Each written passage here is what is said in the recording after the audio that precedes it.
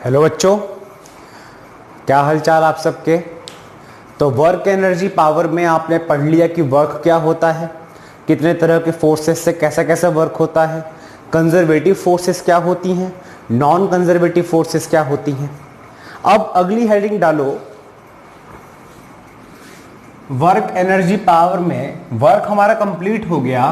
अब हम पढ़ेंगे एनर्जी क्या होती है।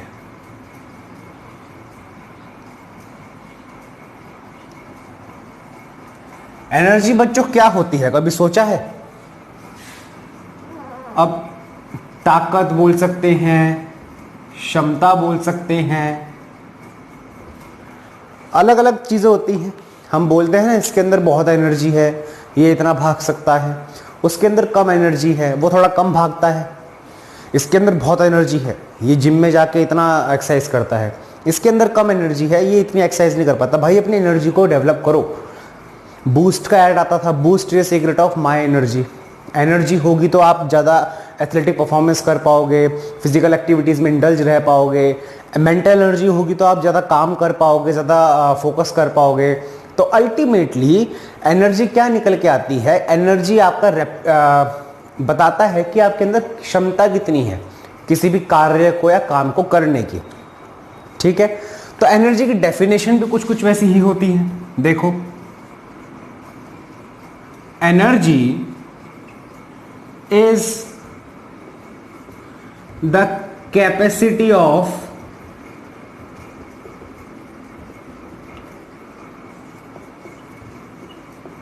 doing work। यानी कि एनर्जी जो है वो वर्क को करने की जो कैपेबिलिटी होती है एक बॉडी की, वो होती है उसकी एनर्जी। अच्छा, एक छोटा सा एग्जांपल ले। सपोज करो कि एक ही ब्लॉक है,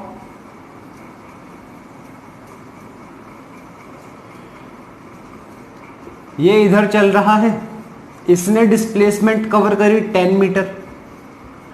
एक दूसरा ब्लॉक है, ये भी उसी तरह इधर चल रहा था, इसने कवर करी 20 मीटर।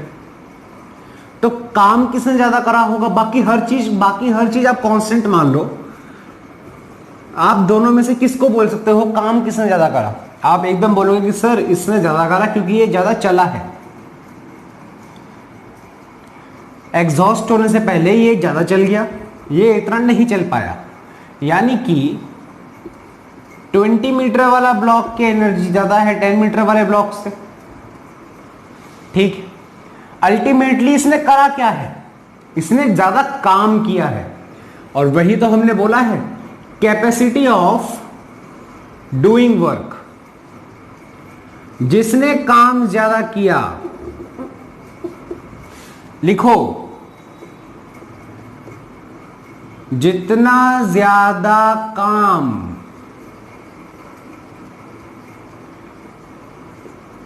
उतनी ज्यादा एनर्जी होती है एक बॉडी के अंदर। अच्छा देखो, यानी कि हम ये बोल सकते हैं अगर हमें किसी बॉडी की एनर्जी कैलकुलेट करनी है तो हम ये कैलकुलेट कर लें। देखो, if we calculate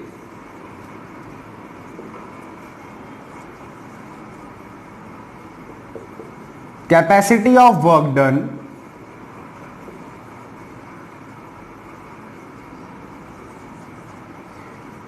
we can calculate energy. ठीक है, सिंपल सी बात है। यानी कि हम ये बोल सकते हैं कि किसी एक बॉडी ने अगर W जूल्स काम किया है तो वही काम, सुनता ध्यान से, सुनो, अगर किसी बॉडी ने W जूल्स काम किया है तो वही काम उसकी एनर्जी को बयां करेगा। ठीक है, अगर किसी बॉडी ने W जूल्स काम किया है तो वही काम उसकी एनर्जी को बयां करेगा। ठीक है, लिख लिया। देखो जो मैं बोलता हूं हिंदी में भी बोलता हूं या लिखता हूं यहां पर, उसको भी नोट करा करो, क्योंकि अल्टीमेटली जब आप पढ़ोगे बाद में एग्जाम की प्रिपेयर करने के लिए तो आपको समझ आएगा पढ़ के कि हाँ हम डब्ल्यू जूल्स काम करा, हम उससे एनर्जी बोल सकते हैं। तो एक कॉन्सेप्चुअली आपकी माइंड में क्लैरिटी ऑफ थॉट हो जाएगी कि हाँ ऐसा होता है। रही बात उसकी इंग्लिश में कन्वर्ट करने की, तो आप सब लोग इतने कर सकते हो कि आप उसको अपने वर्ड्स में कन्वर्ट कर सको। मैं typical bookish to bookish language में आपको डेफिनेशन लिखा दूं तो उससे वो फील नहीं आएगा। मैं लिखा देता, मेरे पास नोट्स हैं, लेकिन अगर मैं नोट्स लिखाने लगूंगा तो बहुत टाइम लग जाएगा। आप फिलहाल इस तरह से नोट करो, नोट्स आप खुद बनाइए बुक पढ़ के। आपको मैंने पढ़ा दिया, उसके बाद आप बुक से इसको चीज को पढ़ेंगे तो आपको समझ आएगा कि बुक में एक्चुअली लिखा हुआ क्या है वो। ठीक है, अच्छा अब बात करते हैं मैकेनिकल एनर्जी क्या होती है। एनर्जी तो हमें पता लग गई, मैकेनिकल एनर्जी।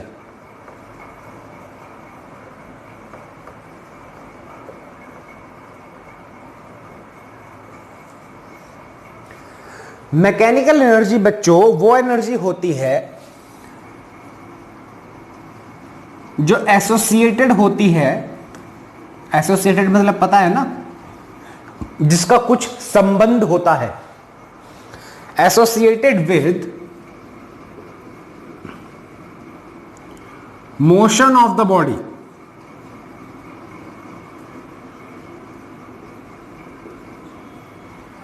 मतलब एक बॉडी अगर मोशन कर रही है, मोशन की वजह से जो एनर्जी उत्पन्न हो या जिस एनर्जी के कारण मोशन हो, कुछ भी बोल सकते हैं, उस एनर्जी को हम मैकेनिकल एनर्जी बोलते हैं।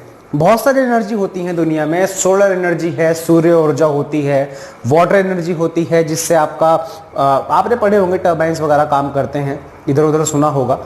ऐसे ही मैकेनिकल एनर्जी होती है। जब एक बॉडी में मोशन होता है तो उसके अंदर उत्पन्न होने वाली एनर्जी को या उस एनर्जी को जिसके कारण मोशन होता है या वो एनर्जी जो मोशन से एसोसिएटेड है बॉडी के, उसको हम बोलते हैं मैकेनिकल एनर्जी। ठीक है, अच्छा ये सब नोट कर लिया आप लोगों ने, मिटा दूं ये।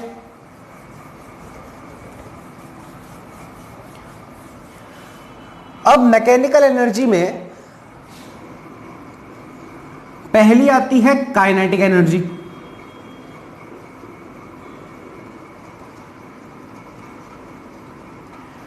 और दूसरी आती है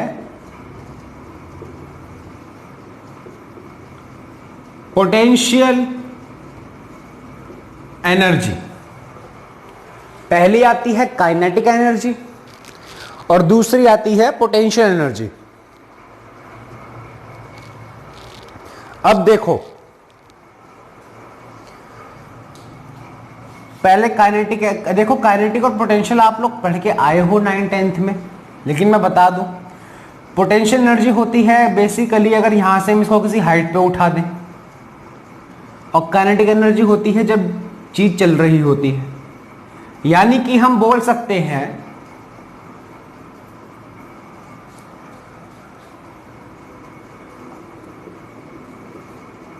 when a body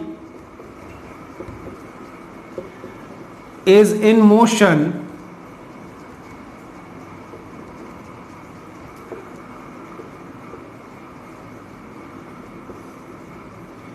the energy associated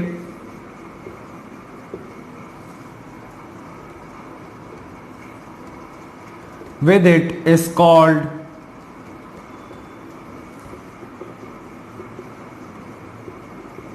kinetic energy. अगर सीधा सीधा मोशन कर रही है body,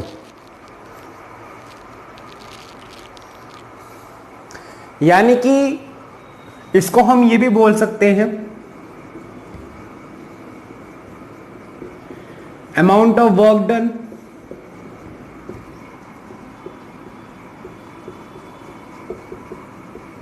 during motion, amount of work done during motion. ठीक है, बोलोगे कि सर मैकेनिकल और काइनेटिक में फर्क क्या रह गया? बेटा मैकेनिकल के ही तो पार्ट है दोनों। पोटेंशियल की भी डेफिनेशन होती है, काइनेटिक की भी होती है, पार्ट तो दोनों मैकेनिकल के ही हैं। एक तरह से हम इसको मैकेनिकल एनर्जी भी बोल सकते हैं, ठीक है। अच्छा, मैकेनिकल एनर्जी का मैग्नीट्यूड क्या होता होगा? सबको पता है काइनेटिक एनर्जी होती है आपकी हाफ, ओ ये क्या बन गया, mv²। सबको पता है काइनेटिक एनर्जी होती है हाफ mv²। पढ़ के आए हैं, बहुत सारे क्वेश्चंस भी करके आए हैं इसके ऊपर आप 10th क्लास में, लेकिन आपको ये नहीं पता कि ये आया कहां से। और हमने तो ये भी पढ़ा है कि sir amount of work done he motion के दौरान हम काइनेटिक एनर्जी बोल सकते हैं।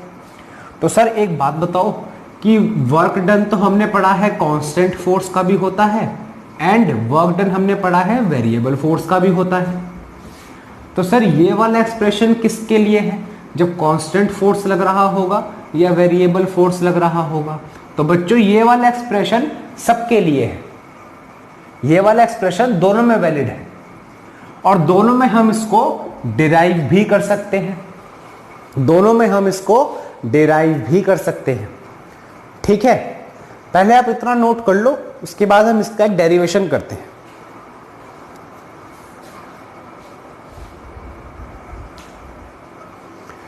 देखो बच्चों, डेरिवेशन है काइनेटिक एनर्जी की, और ये एक इंपॉर्टेंट डेरिवेशन में आती है, important exam point of view से भी और आपके दिमाग में बैठे रखने से भी। इसको अगर आप दिमाग में रखोगे तो अच्छा रहता है कि आया कहां से हमारा सामान। अच्छा, इमेजिन करो कांस्टेंट फोर्स की बात कर रहे हैं हम। इमेजिन करो कि एक बॉडी है, उसका मास है m, ठीक है।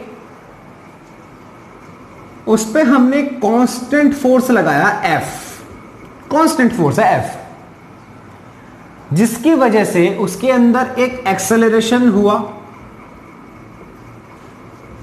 A का। अब जब फोर्स लगाया, एक्सेलरेशन हुआ, तो जाहिर सी बात है कि कुछ डिस्प्लेसमेंट भी हुआ होगा।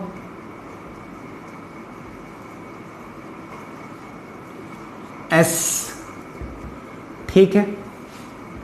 इस टाइम इसकी इनिशियल स्पीड तो 0 थी, इस टाइम इसकी फाइनल स्पीड v होगी, ठीक है।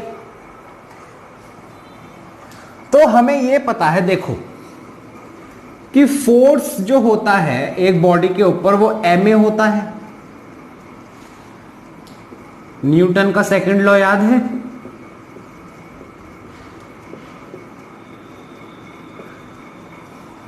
Net force on the body वगैरह करके था जो, F is equals to ma, ठीक है। अब हम यहां पे रिलेटिव फोर्स की ही बात कर रहे हैं बच्चों, हमने उसके ऊपर फोर्स लगाया, रिलेटिव फोर्स की हम बात कर रहे हैं। हमने उसके अंदर सारे मिला जुला की बात कर ली, जितने भी दुनिया भर के फोर्स लग रहे हैं, हमने एक नेट फोर्स की बात कर ली। इस डायरेक्शन में फोर्स लगा था उस पर जो कांस्टेंट है, और उसके कारण एक्सेलरेशन हुआ a, ठीक है। तो F is equals to ma, ये तो हमें पता है, इसको हमने कर लिया equation 1।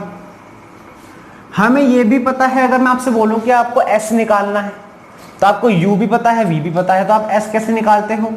Equation of motion v² is equals to u² plus 2as, याद है इक्वेशंस ऑफ मोशन में ये इक्वेशन थी। अब u तो आपका 0 है, तो v² is equals to 2as, v² is equals to 2as। यहां से आपका डिस्प्लेसमेंट क्या आया? v² upon 2a।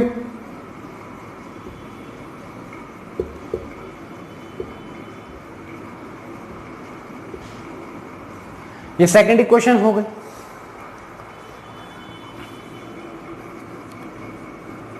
अब हमें पता है काइनेटिक एनर्जी निकालने के लिए हम निकालने की उसने वर्क कितना करा, तो वर्क डन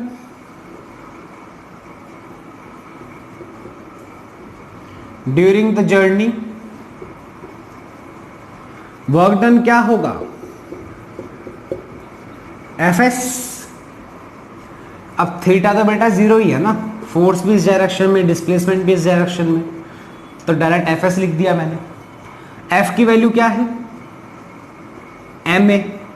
एस की वैल्यू क्या है, वी स्क्वायर बाय 2a, तो ए से ए मर गया, तो वर्क डन कितना हुआ, हाफ एम वी स्क्वायर, और जितना वर्क डन होगा वही तो एनर्जी होती है। इसके आगे एक लाइन लिख लो, दिस वर्क डन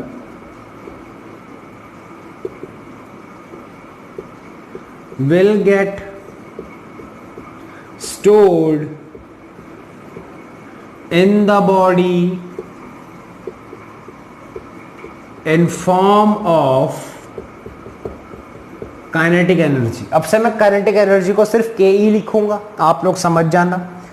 तो यानी कि जब कांस्टेंट फोर्स लग रहा हो तो काइनेटिक एनर्जी हो जाती है हाफ एम वी स्क्वायर। इसके आगे एक लाइन और लिखते हैं, मैं बता देता हूं।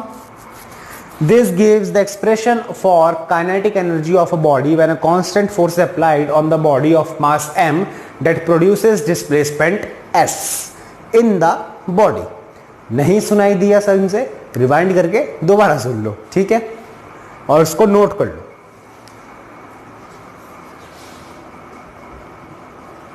अच्छा बच्चों, एक चीज और देखो, सेकंड केस आ गया। When variable force is applied,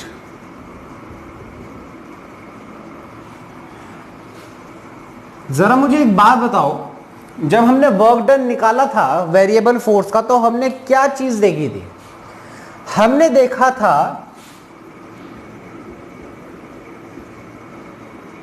for a small displacement ds force को हम कांस्टेंट मान सकते हैं, यानी कि स्मॉल वर्क डन होगा हमारा F इंटू ds, ठीक है। तो इसका मतलब यह हो जाएगा ma इंटू ds। इंटीग्रेट करें बोथ साइड, तो इधर जब इंटीग्रेट करेंगे तो ये तो बन जाएगा w, और इधर इंटीग्रेट करेंगे तो ये हो जाएगा ma ds। अब देखो यहां पर आपकी काइनेमेटिक्स काम आएगी। ये डिस्प्लेसमेंट है, हमने इसको ds बाय dt करा तो ये v बन गया। v को हम दोबारा डिफरेंशिएट करते हैं dv बाय dt, तो वो क्या बनता है, एक्सेलरेशन। यानी कि हम इसको ये लिख सकते हैं m into dv by dt into ds। भाई एक्सेलरेशन को हमने dv बाय dt लिख दिया, ठीक है। अब आपको थोड़ी शिफ्टिंग करनी पड़ेगी यहां पे, देखो कैसे, m dv into ds by dt। भाई t को उसके नीचे से हटा के हमने यहां लगा दिया, कोई बड़ी बात नहीं है। ds बाय dt क्या होता है जरा यहां से बताओ, v। तो वर्क डन हो गया integration of m into v into d. अब मैं इसको इंटीग्रेट करूं तो इनिशियल स्पीड तो आपकी 0 थी, फाइनल स्पीड आपकी v थी, m तो कांस्टेंट है, बाहर आ जाएगा, तो ये बचेगा m v dv 0 to v। यहां आ जाओ, तो वर्क डन क्या होगा, v का integration v square by 2 0 to v। Upper limit रखते हैं माइनस लोअर लिमिट, ऐसे करते हैं ना इंटीग्रेशन सॉल्व। तो m v स्क्वायर बाय 2, तो वर्क डन क्या आया, हाफ m v स्क्वायर। यानी कि काइनेटिक एनर्जी क्या होगी, ½ mv²।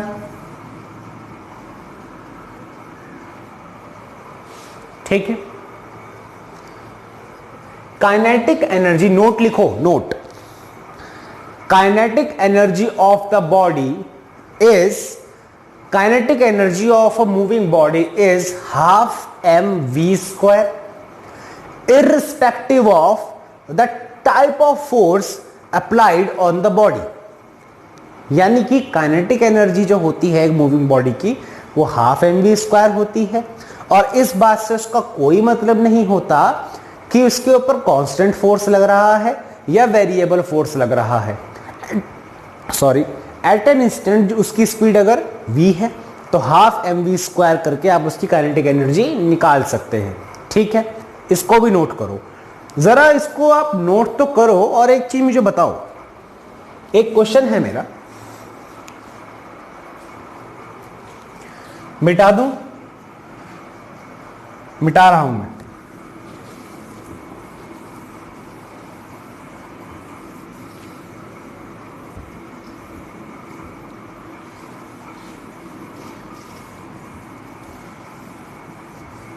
देखो,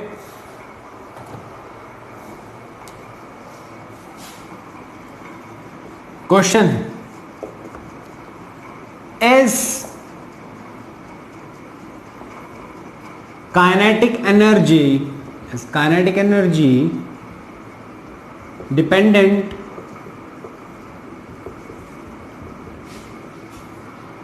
on frame of reference. Frame of reference तो पता होगा सबको क्या होता है, जो हम रेफरेंस पॉइंट लेते हैं, मतलब जिसके रिस्पेक्ट में हम मोशन स्टडी करते हैं। काइनेमेटिक्स में बताया था ना मैंने कि सपोज करो हमने एक पॉइंट लिया ए, इसके रिस्पेक्ट में हो सकता है ये इतनी स्पीड से घूम रहा हो, बी पॉइंट, सी पॉइंट इतनी स्पीड से घूम रहा हो, लेकिन हम ए से ऑब्जर्व कर रहे हैं तो हम बी की वेलोसिटी देखेंगे और सी की देखेंगे, तो ए हमारा रेफरेंस हो जाता था। ठीक है, अब जरा देखो क्या काइनेटिक एनर्जी जो है वो फ्रेम ऑफ रेफरेंस पे डिपेंड करती है। Is kinetic energy dependent on frame of reference? जल्दी बताओ, यस या नो, यस या नो। अगर यस है तो क्यों यस है, अगर नो है तो अगेन क्यों नो है। कैसे, मतलब आप बताओगे हाउ? चलो वाई छोड़ दो, वाई तो अगर आप हाउ का जवाब दे दोगे तो वाई तो अपने आप समझ में आ जाएगा। कैसे होगा, कैसे होगा?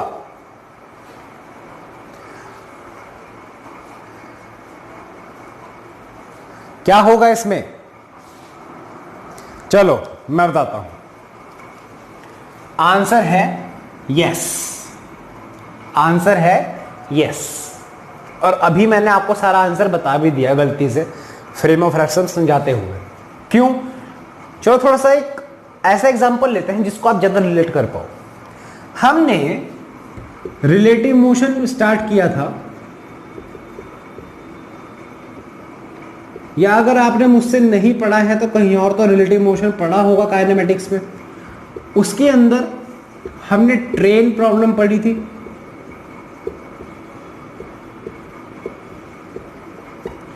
तो जब मैं आपको पढ़ा रहा था, तो मैंने आपको एक एग्जांपल दिया था कि सपोज करो कि एक ट्रेन है, इसके ऊपर शाहरुख खान है, याद है? वो इधर जा रहा है 1 मीटर पर सेकंड से, ठीक है? इधर एक रिपोर्टर है, वो रेस्ट पे है,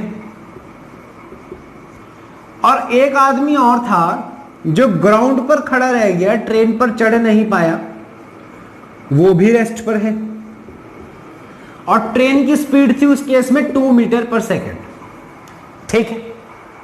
सपोज करो शाहरुख खान का मास है 100 kg।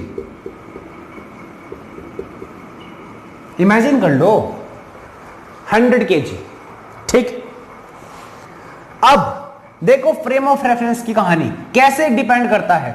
अगर मैं ग्राउंड को फ्रेम ऑफ रेफरेंस मान लूं तो शाहरुख खान की स्पीड पूरे सिस्टम की स्पीड के बराबर हो जाएगी, यानी कि velocity of Shahrukh Khan will be 3 meter per second. क्यों है ये मैं आपको रिलेटिव मोशन में पढ़ा चुका हूं, अब वो दोबारा पूरा कॉन्सेप्ट में यहां पे नहीं पढ़ा सकता। इतना बता दूं कि यहां पूरे सिस्टम की होगी, सिस्टम में क्या है 1 इसकी खुद की 2 ट्रेन की, तो ऐड हो गई। ठीक है, तो काइनेटिक एनर्जी क्या होगी, half into mass of Shahrukh Khan 100 into 3 50 150 joules. ठीक है, अब इसको हटा दो। मैंने कहा फ्रेम ऑफ रेफरेंस ये रिपोर्टर है। अब शाहरुख खान की स्पीड क्या है बच्चों, 1 मीटर पर सेकेंड, क्योंकि 2 मीटर पर सेकेंड वाला कंपोनेंट तो इसका भी है, तो वो कैंसिल आउट हो जाएगा। भाई अगर हम एक ट्रेन के ऊपर खड़े हैं, ट्रेन चाहे कितनी भी स्पीड से चल रही हो, हम आदमी एक दूसरे को कैसे देखेंगे, रेस्ट पे। अगर ये आदमी चलेगा आगे तो मुझे सिर्फ इसकी स्पीड दिखाई देगी, वरना तो हम लोग भी, मैं भी जितनी ट्रेन की स्पीड है उससे चल रहा हूं v से, ये भी चल रहा है v से, तो रिलेटिव स्पीड हमारे बीच की क्या हो गई, 0। अब अगर ये आदमी किसी स्पीड u से चलता है तो ग्राउंड पे खड़े आदमी को ये u प्लस v दिखाई देगा, और ट्रेन के ऊपर बैठे आदमी को सिर्फ ये u दिखाई देगा। ठीक है, ये सब मैंने रिलेटिव मोशन में पढ़ाया था। तो शाहरुख खान की स्पीड 1 मीटर पर सेकंड हो गई।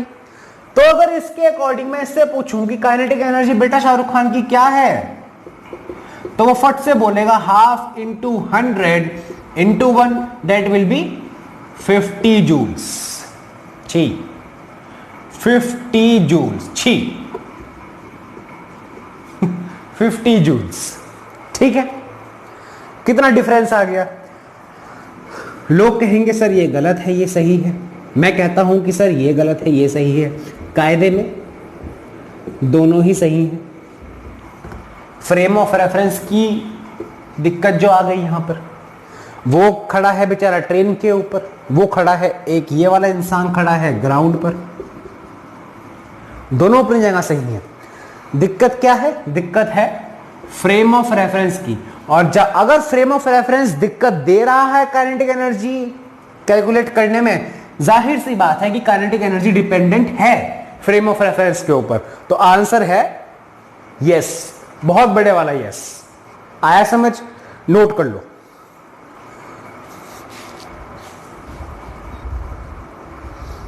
तो बच्चों अब हम पढ़ेंगे वर्क एनर्जी थ्योरम। बहुत बड़ा डेरिवेशन नहीं है, बहुत बड़ा टॉपिक नहीं है, लेकिन कॉन्सेप्चुअली बहुत बड़ा टॉपिक है। मतलब ये मैं आपको थ्योरम करा दूंगा 5 मिनट में, लेकिन ये थ्योरम आपका पूरी वर्क एनर्जी पावर में यूज होगा और आगे भी फिजिक्स में यूज होता रहेगा, तो ध्यान से पढ़ना। वर्क एनर्जी थ्योरम क्या कहता है कि, अब देखो आपने कहीं पढ़ा होगा, तो आपको पढ़ाया होगा work done is equals to change in kinetic energy. अगर मैं आपको सिर्फ इतना पढ़ा हूं तो आप 90% न्यूमेरिकल सॉल्व कर लोगे, जो सीधे सीधे फॉर्मूला बेस होते हैं। कंसेप्चुअली आप सॉल्व नहीं कर पाओगे, क्योंकि असली में जो इसकी डेफिनेशन होती है, देखो मैं बताता हूं असली डेफिनेशन क्या होती है।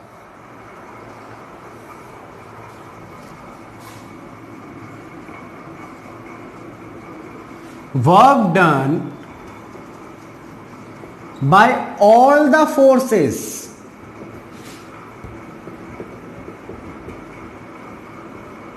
On a body is equal to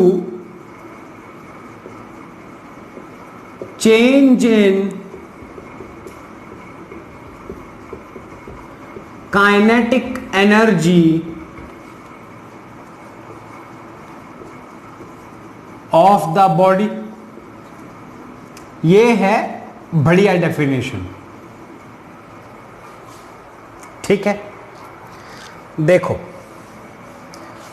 all the forces से मेरा मतलब है, ऑल फोर्सेस मतलब conservative plus non conservative. Conservative forces जैसे कि आपका ग्रेविटेशन, अगर नहीं समझ में आ रहा है तो इससे पिछले वाला वीडियो आप देख लो, conservative and non conservative forces का समझ में आ जाएगा। फिलहाल तो ग्रेविटेशन ही यूज होगा बस। वैसे तो इलेक्ट्रोस्टैटिक और स्प्रिंग फोर्स भी होते हैं, स्प्रिंग भी लिख लो, स्प्रिंग आगे आएगा। ये हो गया जैसे कि फ्रिक्शन, और भी होते हैं, फिलहाल इसको लिख लो। ठीक, ऑल फोर्सेस। अच्छा ठीक है, डेरिवेशन करें। सपोज करो एक बॉडी है जिसका मास है m, वो चल रही है u स्पीड से, हमने उसके ऊपर कोई फोर्स लगाया F, और ये ऑल फोर्सेस है, हमने सब फोर्सेस को एक साथ F लिख दिया।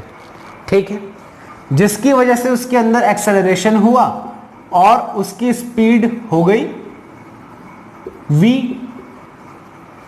उसकी स्पीड क्या हो गई? v। चलो अब देखते हैं तो डिस्प्लेसमेंट ट्रेवल क्या होगा? v square is equals to u square plus 2as। और फोर्स, जो नेट फोर्स इस पे लग रहे हैं सारे, उसको हम क्या बोल सकते हैं? ma। फोर्स को हम बोल सकते हैं ma। तो वर्क डन क्या होता है? F into S. F तो हो गया हमारा ma, ठीक है, इंटू एस क्या होगा? v square minus you square upon 2a। तो v square minus you square upon 2a, a से a कटा, तो वर्क डन क्या आया? Half M V square minus half M U square. अच्छा, half into M into velocity का square तो kinetic energy होती है, तो v तो उसकी फाइनल वेलोसिटी है, तो ये तो हो गई आपकी काइनेटिक एनर्जी फाइनल। u उसकी इनिशियल वेलोसिटी है, तो ये हो गई आपकी काइनेटिक एनर्जी इनिशियल, और ये है आपके वर्क के इक्वल। यानी कि हम लिख सकते हैं work done is equals to change in kinetic energy. यही तो डिराइव करना था हमें। छोटी सी डेरिवेशन थी, मैंने बताया था आपको, लेकिन बहुत महत्वपूर्ण डेरिवेशन है। वहीं अगर हम कह दें कि अगर इनिशियली बॉडी रेस्ट पे थी तो u 0 हो जाएगा, तो सीधा सीधा इसकी काइनेटिक एनर्जी आ जाएगी बॉडी की। ठीक है, और काइनेटिक एनर्जी हम कैसे निकालते थे? वर्क डन करके। तो वही तो कॉन्सेप्ट हो जाएगा। अगर हम इनिशियल काइनेटिक एनर्जी 0 रख दें तो work done is equals to kinetic energy, वो भी प्रूव हो रहा है इससे रिलेशन। ठीक है, अब आप देखो तो वर्क एनर्जी थ्योरम हमें कहता है work done is equals to change in kinetic energy of the body. ठीक है, अब ये तो हमें पता लग गया। एक इंपॉर्टेंट नोट है, कहां लिखूं कहां लिखूं कहां लिखूं? नोट कर लिया है, चलो ये मिटा दूं, ये लाइन नोट तो कर ली होगी, नहीं करी होगी तो रिवाइंड करके दोबारा कर लेना। बस आखिरी लाइन है आज की, फिर लेक्चर बंद करेंगे। देखो, कई बार क्वेश्चन आता है percentage change in kinetic energy. तो सीधा सीधा चेंज है, percent change is equals to kinetic energy final minus kinetic energy initial upon kinetic energy initial into 100। Important है, न्यूमेरिकल्स आते हैं इसके ऊपर, इसलिए मैंने आपको बता दिया।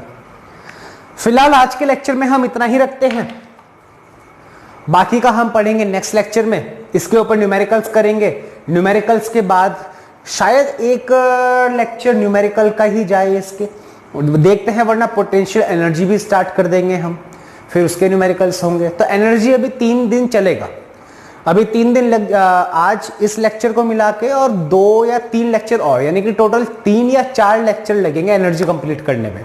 ठीक है, तब तक के लिए अपना ध्यान रखिए। Thank you.